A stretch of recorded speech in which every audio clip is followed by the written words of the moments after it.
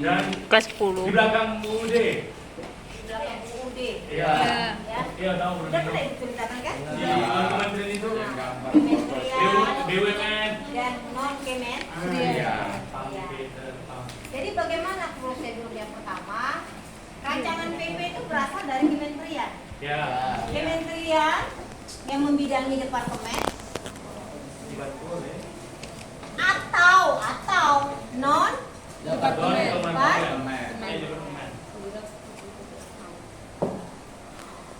Jadi kalau misalkan tentang desa yang tertinggal lah, desa yang pedalaman, Yang tapi nanti mereka yang mengusulkan itu. Tapi ingat ya, woy, ini tidak terlepas kalau berkaitan dengan pengembangan desa, itu berkaitan dengan DPD. Kenapa DPD? Karena DPD ada terkait dengan otonomi daerah. oh, itu tuh. Jadi nanti kementerian itulah bisa secara sendiri, bisa bersama-sama. Apa sih maksudnya, Bu? Bisa persoalan itu muncul dari satu menteri, bisa muncul dari beberapa menteri dengan persoalan yang berbeda. Setelah mereka membuat rancangan PP sesuai dengan apa yang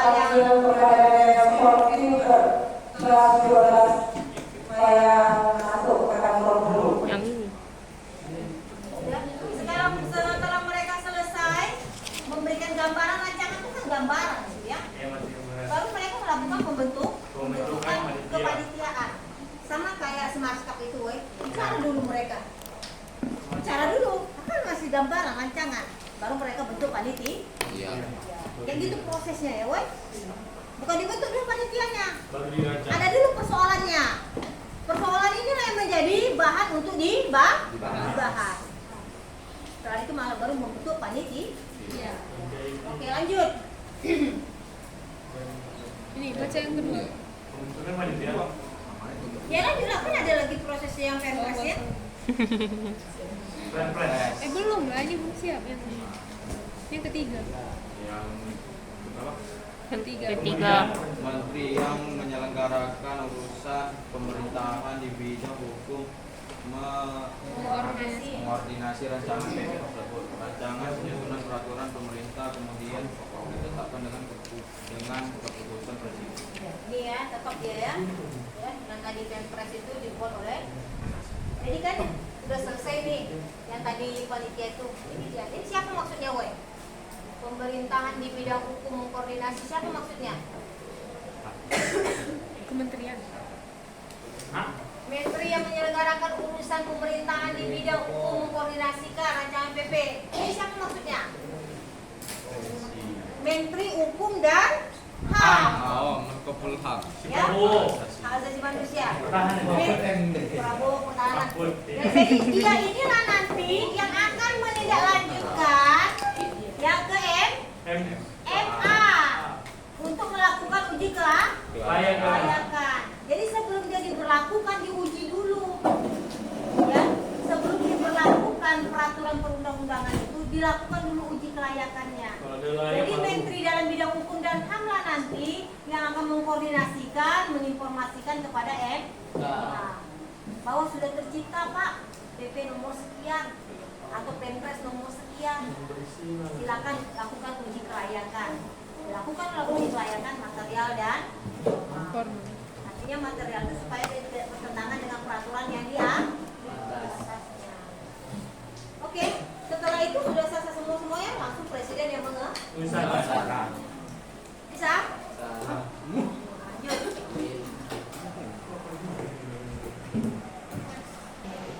Ini dia. Ini diatur dalam Undang-Undang 12-11. Jangan salah nanti kamu bilang 11-12. 12-11. Ya. Ini diatur di dalam Undang-Undang 12-11. Bukan 11-12. Bukan. Oke, bisa? Oke, lanjut. Lalu yang pertama ada pembentukan panitia antar kementerian dan atau Lembaga pemerintahan pemerintah. kemudian oleh usul. Lalu yang kedua ada pengharmonisasian, pembulatan dan pemantapan konsepsi rancangan. Iya. Itu yang saya katakan tadi, ya. Pokoknya dia mau diselaraskan dengan peraturan yang di atasnya. Bagaimana proses pembentukan perpres? Dia bukan perpres loh, penpres. Penpres. Ya, pen. Oke. Ya bukan perpres, bukan penpres. Ya, peraturan presiden. Ya. Ada keputusan presiden, ada instruksi presiden, instruksi menteri pun ada, tapi itu dulu, sekarang nggak diberlakukan lagi. Pembentukan panitia antar kementerian, di mana lah letak bedanya nih Siska sama yang apa tadi, yang PP tadi? Di mana letaknya? Proses pembentukan penpres ini dengan PP tadi. Di mana letak bedanya? Ayo. Di mana dulu letak bedanya? Oke, di mana letak bedanya tahap pertamanya? Kalau PP tadi rancangan dulu, Oh. ya kan? Baru pembentukan panitia. Bicara dulu orang itu tentang semaska, baru dibentukan panitia. Kalau ini langsung Tapi panitia. kalau penpres tidak, langsung pembentukan panitia. Jadi Dan dirancang. pembentukan panitia apa? Kembali lagi, siapa yang mengusulkan rancangan itu? Apakah kementerian atau non kementerian? Baru nanti dilakukanlah pengharmonisasian, maksudnya penyelarasan supaya dia tidak bertentangan dengan yang di atasnya. Ya, kalau misalkan dia nanti bertentangan, ya, bertentangan dan tidak bertentangan itu harus tetap ada uji kelayakan. Ya. Jadi pengharmonisasian itu kemampuan sebatas mana mereka mau membuatnya. Tapi dealnya nanti bukan mereka yang menentukan, tidak. Berlaku dan bisa diberlakukan dia, itu bukan mereka ya. Bukan menteri, bukan panitia kementerian atau non kementerian tadi, bukan. Tapi tetap adalah MA. Mereka hanya mengharmonisasikan, menyelaraskan antara yang mereka buat sama yang di atasnya. Ngerti? Kenapa dilakukan pengharmonisasian, Bu? Karena kan orangnya kan sama itu. Di sini kan PP tadi kan? Di sini Penpres. Yang lain tidak ada pengharmonisasian juga, ini kok ada? Karena dia sama, Penpres sama PP kan sama-sama dia, sama-sama presiden. Ya kan? Iya. Walaupun usulan itu dari menteri atau non kementerian. Ya. Nah, jadi di situ terjadi pengharmonisasian. Kenapa? Karena mereka tahu yang mereka buat ini sama yang sama yang ada di atas. Sama yang mereka buat ini sama dengan yang di atas. Maka muncullah pengharmonisasian. Tapi tetap ya, boy. Bukan mereka yang menyimpulkan bisa diberlakukan. Kayak Budi ya. Bisa diberlakukan tidak.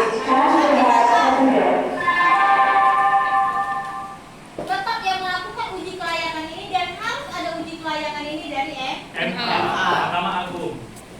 Oke, Mahkamah Konstitusi. habis. Belum. KY.